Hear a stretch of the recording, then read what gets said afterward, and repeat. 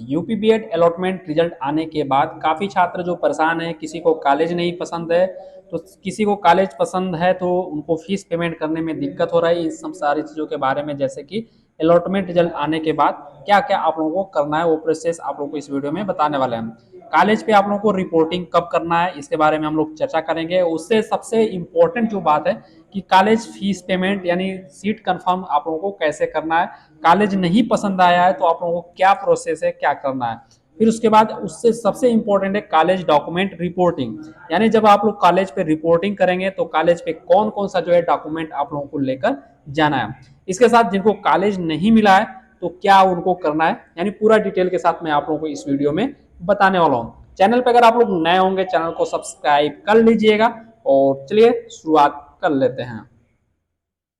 तो सबसे पहले तो हम लोग बात करेंगे डॉक्यूमेंट वेरिफिकेशन पे, यानी जब आप लोगों को कॉलेज पे रिपोर्टिंग करेंगे तो उस समय आप लोगों का कौन कौन से डॉक्यूमेंट रहने चाहिए। सबसे पहले नंबर पे इसी को देख लेते हैं, फिर उसके बाद आगे हम लोग देखेंगे। और सबसे पहले ये भी बता दूं कि जैसे मान लीजिए प्राइवेट कॉलेज है तो प्राइवेट कॉलेज के भी बारे में बताऊंगा कि प्राइवेट कॉलेज पे आप लोगों को डॉक्यूमेंट कौन कौन सा लग भी सकता है, नहीं भी लग सकता है। अगर गवर्नमेंट है तो आप लोगों को गारंटी के साथ ये लगने ही वाला है, ठीक है। तो चलिए हम लोग देख लेते हैं। सबसे पहले तो आप लोग जो है, अगर मान लीजिए प्राइवेट कॉलेज है तो एक एक जो है आप लोगों का हर एक डॉक्यूमेंट का प्रिंट आउट यानी फोटो कापी आप लोग दे देंगे तब भी चल जाएगा। यदि गवर्नमेंट रहेगा तो वहां से आप लोगों को तो तीन तीन सेट हर एक डॉक्यूमेंट का आप लोगों को लेकर जाना होगा, ठीक है। और यहाँ पे बात करेंगे हम लोग, सबसे पहले तो आप लोगों का जो है आवेदन पत्र, चाहे आपका गवर्नमेंट हो या प्राइवेट हो, आवेदन पत्र आप लोगों को जो है देना पड़ेगा, ठीक है। जो भी आपने फॉर्म भरा है फॉर्म भरते समय फॉर्म फिलअप करने के बाद आप लोगों का जो प्रिंट निकालते हैं वो लगने वाला है। फिर उसके बाद एडमिट कार्ड, फिर उसके बाद आप लोगों का स्कोर कार्ड, ठीक है, जब रिजल्ट आया था। उसके बाद आप लोगों का काउंसलिंग रजिस्ट्रेशन लेटर, यानी काउंसलिंग जब आप लोगों ने कराया था तो काउंसलिंग रजिस्ट्रेशन लेटर भी आप लोगों को डाउनलोड करना है। उसके बाद आप लोगों को मैं बता दूं, काउंसलिंग रजिस्ट्रेशन लेटर के बाद जो सीट अलॉटमेंट लेटर है, ठीक है, जो आपका सीट अलॉटमेंट लेटर, यानी कह सकते हैं यहाँ पे, सॉरी यहाँ पे अलॉटमेंट लेटर एक हो जाएगा और एक सीट कंफर्मेशन लेटर हो जाएगा, ठीक है। यानी जब आपका जैसे कल रिजल्ट आया तो ये आपका सीट अलॉटमेंट लेटर हो गया। और फीस पेमेंट कर लेंगे, जो भी फीस आप रखी रहेगी 51,250 में से 5,000 माइनस करेंगे, बचेगा 46,250। या किसी कॉलेज की फीस अगर गवर्नमेंट है तो उसकी कम रहेगी तो उस वो पेमेंट करने के बाद आप लोगों का जो सीट कंफर्मेशन लेटर मिलेगा तो उसको, और सीट अलॉटमेंट लेटर दोनों ये लगने वाला है। उसके बाद आप लोगों का वेटेज प्रमाण पत्र, यानी अगर गवर्नमेंट में कोई आप लोगों को छूट के लिए कोई दिया है, जैसे एनसीसी हुआ या कोई भी और डॉक्यूमेंट छूट के लिए लगाया आप लोगों ने, तो यहाँ पे आप लोगों को वेटेज प्रमाण पत्र लगने वाला है। अगर नहीं है दिया है आप लोगों को तो कोई बात नहीं। और हाई स्कूल का अंक पत्र और प्रमाण पत्र ये लगने वाला है। और इंटरमीडिएट का आपका अंक पत्र और प्रमाण पत्र लगने वाला है। इसके बाद ग्रेजुएशन का यानी स्नातक का अगर एनुअल है तो सभी वर्षों का जो है अंक पत्र और डिग्री आपकी लगने वाली है। अगर सेमेस्टर वाइज है तो सेमेस्टर वाइज आप लोगों का जो भी मार्कशीट होगी लगेगा। और डिग्री भी लगेगी, आप लोग अपने जहाँ से भी ग्रेजुएशन किया है जिस भी कॉलेज से, आप लोग जो है डिग्री वहाँ से निकलवा लीजिएगा, ठीक है। अब हम लोग बात करते हैं परास्नातक, यानी अगर फॉर्म भरते समय आपने अगर पोस्ट ग्रेजुएशन लगाया तो पोस्ट ग्रेजुएशन अगर लगाया हुआ तो सभी वर्षों का जो है आप लोगों का लगने वाला है। और अगर एनुअल होगा तो एनुअल, वार्षिक होगा सॉरी वार्षिक होगा तो वार्षिक, और सेमेस्टर होगा तो सेमेस्टर, और उसका अंक पत्र और डिग्री। अगर आपने फॉर्म भरते समय नहीं लगाया है तब भी तब आपको नहीं देना पड़ेगा, ठीक है। आगे हम लोग बात करते हैं, उसके बाद चरित्र प्रमाण पत्र आपका लगने वाला, फिर उसके बाद टीसी यानी स्थानांतर प्रमाण पत्र, फिर उसके बाद स्वास्थ्य प्रमाण पत्र। स्वास्थ्य प्रमाण पत्र यहाँ पे मैं बता दूं कि अगर गवर्नमेंट कॉलेज है तो बनवा लीजिएगा, और अगर प्राइवेट कॉलेज होगा तो कॉलेज पे एक बार आप लोग कॉल करके पूछ लीजिएगा क्या स्वास्थ्य प्रमाण पत्र भी लगेगा या नहीं लगेगा, ठीक है। तो ये प्राइवेट अगर होगा तो पूछ लीजिएगा। फिर उसके बाद जाति प्रमाण पत्र तो लगेगा ही, अगर जनरल कैटेगरी होगा तो नहीं लगेगा, और कोई भी कैटेगरी है तो आपको देना पड़ेगा।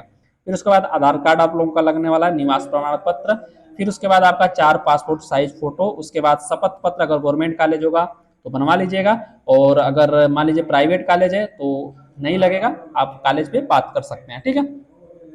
फिर उसके बाद अब यहाँ पे मैं बता दूं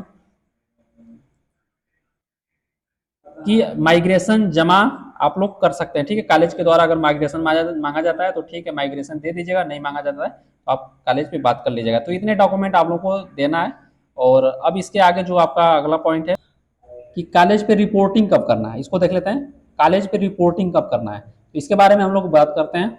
तो इसको जानने के लिए आप लोग देख सकते हैं काउंसलिंग शेड्यूल, और काउंसलिंग शेड्यूल आपका जो है इसमें देखेंगे सेकेंड फेज का ये जो दिया गया है, सेकेंड फेज का आप जो है रिपोर्टिंग जो है कब तक कर सकते हैं। तो यहाँ पे देख सकते हैं 4 अक्टूबर से लेकर और 9 अक्टूबर तक जो है सीट कंफर्म और फीस पेमेंट कर लेंगे। इसके बीच में जिस भी दिन आप लोग पेमेंट करते हैं, चाहे 4 को, 5 को, 6 को, 7 को, 8 को, 9 को, जिस दिन आप पेमेंट करते हैं उसके मतलब 2 से 3 दिन के भीतर आप लोग जो है कॉलेज पे रिपोर्टिंग कर लीजिए, या जिस दिन सीट कंफर्म करिए उस दिन भी आप लोग कॉलेज पे जा सकते हैं, किसी दिन जा सकते हैं। आपका नंबर दिया रहता है, कॉलेज जो भी अलॉट होगा सीट कंफर्मेशन लेटर पर आपका जो है कॉलेज का नंबर दिया रहता है, आप कॉलेज पे आप लोग बात भी कर सकते हैं, ठीक है। अब यहाँ पे एक अगला जो आपका क्वेश्चन है कि कॉलेज नहीं पसंद आया तो क्या करें। तो ये काफ़ी छात्रों का कमेंट आया था, देख सकते हैं यहाँ पे मैं आप लोगों को कमेंट दिखा रहा हूँ, जिनका भी ये क्वेश्चन होगा देख सकते हैं। सर जो है इसका रिजल्ट कैसे आता है बीएड का, ये तो छोड़िए, अगला जो कमेंट यहाँ पे देख लेते हैं, सर एलोटेड कॉलेज चेंज नहीं हो सकता। तो आपको बता दें अगर कॉलेज अलॉट हो गया है तो आपका कॉलेज चेंज नहीं हो सकता, ठीक है। और अगर आप चेंज करना चाहती हैं तो जब आपका छोड़ दीजिए उस कॉलेज को, उसमें एडमिशन आप मत लीजिए, आपका जब डायरेक्ट होगा और चाहे पुल काउंसलिंग होगी उसमें आप एडमिशन ले सकते हैं। लेकिन ये जब ये वाला कॉलेज छोड़ेंगे तो आपने जो काउंसलिंग फीस यहाँ पे एडवांस फीस 5,000 रुपया दिया है ये आपका बर्बाद हो जाएगा, ठीक है। ये आप लोग समझ लीजिएगा जिनका भी इस कंडीशन में होगा।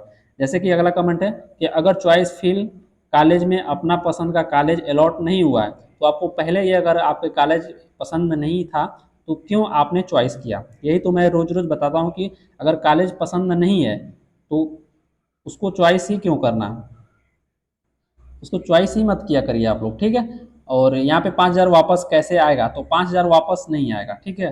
कॉलेज आपको मिल गया अब वापस नहीं आने वाला है, आप एडमिशन लें या न लें। अगले फेज में यानी डायरेक्ट और पुल काउंसलिंग में आप काउंसलिंग कराएंगी तो आपका जो है अलग से आपका जो भी फीस है वो देना पड़ेगा, ये 5,000 रुपये आपका बर्बाद हो जाएगा, नहीं मिलेगा। अब यहाँ पे एक अगला कमेंट है कि 51,000 पूरी जो आपका स्टार्टिंग में ही देनी है। तो अगर आपने कॉलेज प्राइवेट कॉलेज अलॉट है तो प्राइवेट कॉलेज अलॉट है तो उसमें आपके 46,000 जो 5,000 पहले आपने पेमेंट कर दिया है और 46,250 आपको दिखा रहा होगा अमाउंट बैलेंस में, तो ये पेमेंट करना होगा।